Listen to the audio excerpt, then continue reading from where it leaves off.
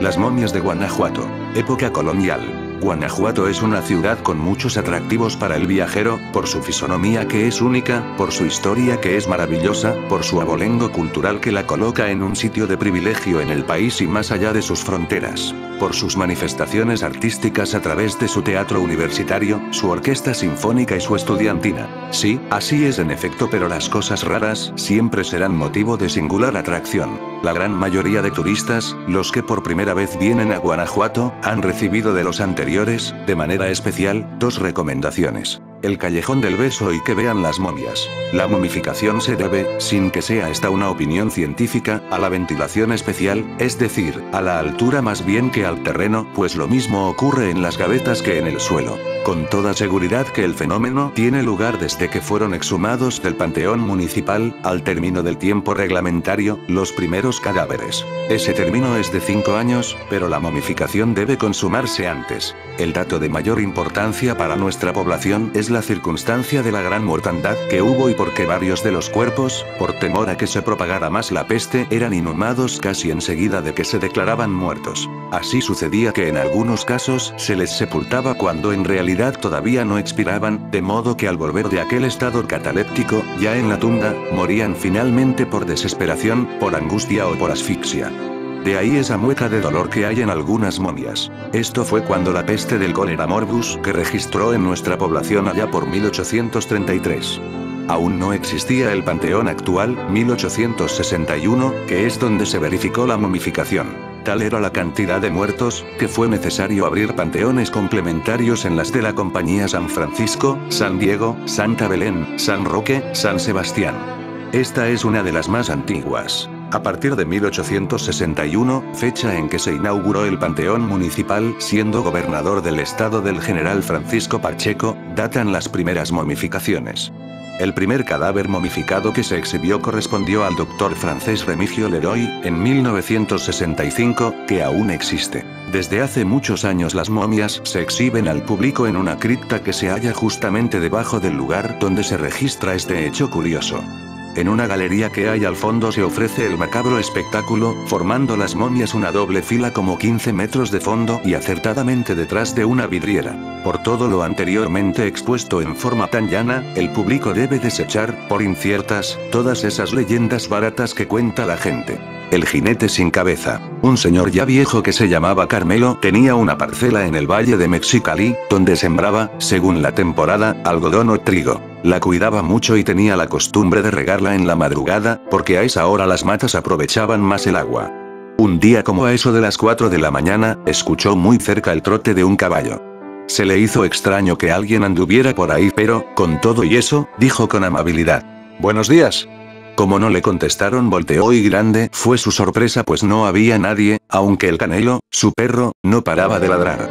Nunca creyó en cosas de espantos y, sin embargo, esa vez le ganó el miedo. Trató de calmarse y se fue a su casa. Todo el día se la pasó inquieto y a la hora de la comida le platicó a su mujer lo que había ocurrido, pero ella no le creyó. Pasaron los días y nada extraño se escuchó en la parcela, pero un lunes, muy temprano el señor salió acompañado del Canelo y cuando subió a su troca se dio cuenta de que había olvidado su lonche. Al regresar a su casa, un caballo desbocado que corría sin freno hizo que se detuviera en seco, pues el animal andaba sin tocar el piso y se dirigía justo hacia él. Casi lo tenía encima cuando desapareció. El señor tragó saliva y no se movió durante un buen rato. Todavía tembloroso, entró a su casa, donde se quedó dormido. A mediodía su señora lo despertó. «Carmelo, levántate a comer, ¿qué tienes? Estás pálido».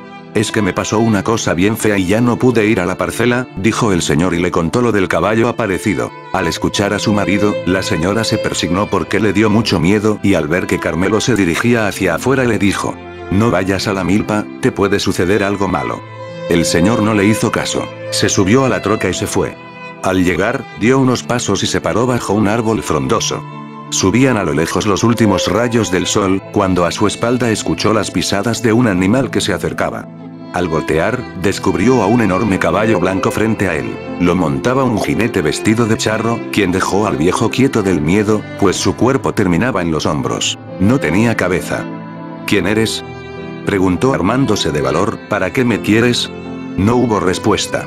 Carmelo empezó a sudar, quería moverse y no podía. Ver al jinete sin cabeza lo había paralizado. Entre las ramas del árbol solo se oía el sonido del viento. En eso, se escuchó una voz que venía de quién sabe dónde, parecía que salía de la tierra porque era hueca y tenebrosa. Soy Joaquín Murrieta, de seguro has oído hablar de mí. Vengo a confiarte un secreto. ¿Qué es lo que quieres?, dijo el señor en voz alta. Escucha con atención lo que voy a decirte. En esta parcela enterré un magnífico tesoro y quiero dártelo, pero con una condición. ¿Cuál?, preguntó Carmelo. Solo tú puedes desenterrarlo. Nadie, absolutamente nadie más debe hacerlo, porque aquel que lo haga caerá muerto como lluvia del cielo y tú junto con él. La voz se fue apagando. En un abrir y cerrar de ojos el descabezado desapareció con todo y caballo. El señor se quedó sorprendido, después de un rato se subió a su troca y se dirigió al pueblo. Cuando llegó, era tanta su emoción que a todos los que veía les platicaba su aventura y su buena suerte. Reunió las herramientas que necesitaba y regresó a la parcela, pero no volvió solo, lo acompañaba un grupo de hombres. A Carmelo no le importó que destruyeran su sembradío, ya que por todos lados hacían hoyos con picos y palas. Al cabo de unas horas, uno de ellos gritó que había dado con algo. Se fueron a ese lado del terreno y escarbaron con los rostros llenos de felicidad. Encontraron costales hartos de monedas, cadenas, anillos y otros objetos de oro y plata. Brincaban y gritaban haciendo bulla, pero eso no duró mucho. Un jinete sin cabeza en un gran caballo blanco apareció entre ellos. Carmelo se acordó entonces de la advertencia de Joaquín Murrieta. Sin embargo, era demasiado tarde. El jinete sin cabeza dio una orden a su caballo, este pateó la tierra y el tesoro empezó a hundirse jalando a todos los que estaban ahí entre gritos de espanto y desesperación. Carmelo suplicó que no lo hiciera, que lo castigara a él y no a aquellos inocentes, pero fue inútil. En unos segundos no quedaba nadie, solo Carmelo y el jinete, que desapareció sin decir nada. Carmelo regresó a su casa, no dijo nada a su esposa, se sentó en la entrada y no se movió más. Pasaron los días, el viejo no volvió a comer y se fue secando hasta que se murió. Nadie más supo de lo ocurrido. Se dice que Joaquín Murrieta sigue cabalgando por aquellas tierras buscando a quien darle su tesoro. El espíritu fantasma de una mujer viuda. En el año 1725 en un pueblito muy alejado de la civilización se había escapado uno de los peores asesinos en serie. Todos los habitantes del pueblo estaban en alerta, nadie quería salir de sus casas. El jefe de los militares del pueblo ordenó que nadie saliera de sus casas y que no abrieran las puertas a nadie, solo a personas, a familiares o a personas de mucha confianza. Una semana después de la fuga del asesino el pueblito parecía fantasma, los únicos que recorrían las calles eran los militares con mucho temor. Ese mismo día, mientras que todos dormían, el asesino entró a una casa donde vivía una viuda con sus 3 hijos. El asesino se dirigió a la habitación de los niños. Los chicos fueron sometidos a un violento encuentro con el asesino que los llevó a la muerte. La mujer se levantó a la medianoche por un vaso de agua dirigiéndose a la cocina cuando de repente vio que se la asomaba una sombra por detrás de ella, cogió un cuchillo y se dio vuelta. Cuando vio que era el asesino le clavó el cuchillo en el pecho y el cruel hombre cayó en un mar de sangre. La viuda inmediatamente corrió hacia el cuarto de su hijo, se encendió la luz y vio a sus hijos muertos. Luego que todos se enteraran de lo sucedido, tras un mes de lo sucedido, su vecina se dirigía a la casa de la viuda a llevarle comida. La señora abrió la puerta y vio a la mujer colgada de la cercha de techo ya muerta. Se dice que el espíritu de la mujer aún vive en la casa con sus hijos. El gemelo. Durante muchos años he sido objeto de burlas con el más allá, las empresas que venden ouijas deberían pagarme un sueldo por ser quien mantiene vivas las leyendas sobre mí. No es que disfrute con cada joven al que atormento, ni me enorgullezco de llevarlos al infierno sin darles una segunda oportunidad. Tal y como me prometió el gemelo, después de un tiempo siendo juez y verdugo de los incautos, he conseguido algo de libertad. Al fin estoy respirando, me ha sido devuelto mi cuerpo y estoy viva. Aún así, sigo siendo su esclava, aunque muchos de los mortales considerarían mi condición como un privilegio. Aunque tengo cuerpo y puedo alimentarlo, dejarme llevar por los placeres e incluso sentir cosas por las criaturas del mundo, sigo siendo inmortal. No envejezco y tengo un poder que muchos matarían por poder tener. Yo maté, y mucho, pero no lo pedí, ya que siempre me han forzado a hacerlo. Tampoco soy inocente, he sido el arma ejecutora y no he puesto resistencia a mi condena. El poder que se me ha dado es el de los ángeles.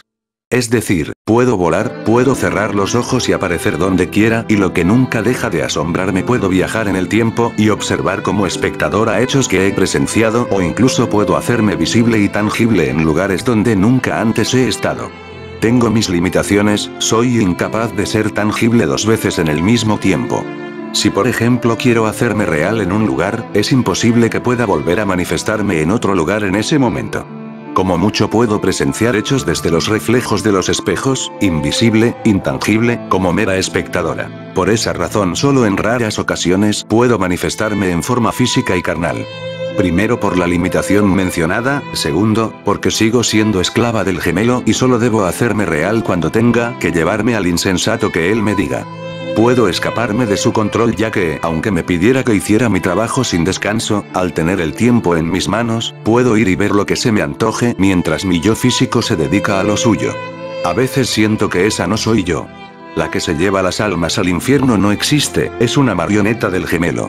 Pero bien pensado, conociendo la realidad del universo que es real, puede que yo misma y puede que ni eso. Mi condición, tan envidiada por tantos, vanagloriada por otros, es tan terrible o más que condenarse al infierno. He visto que el mundo tiene de moda una frase estúpida que no tiene ningún sentido para mí. Aquí y ahora. Aquí. Mi cuerpo no está donde está mi conciencia y ésta puede ver millones de cosas en el mismo instante porque no estoy sujeta al tiempo. ¿Ahora? ¿Qué es ahora cuando puedes ser consciente de tantas cosas en el mismo instante de tiempo? Te voy a decir una cosa, humano, no existe aquí, no existe ahora y mucho menos existes tú. No eres libre de hacer lo que quieras porque tú mismo te echarás el lazo al cuello cuando sepas que eres realmente y seas consciente de las consecuencias de tus actos. Eres un sueño, un pensamiento de Dios que es la única cosa que existe. Y todo lo que estás viendo es su sueño, porque eso es él, un ser dormido que lo sueña todo. Su única parte consciente, es el gemelo, que lucha con todas sus fuerzas por destruir ese sueño y hacerle despertar. La pregunta es: ¿despertar dónde?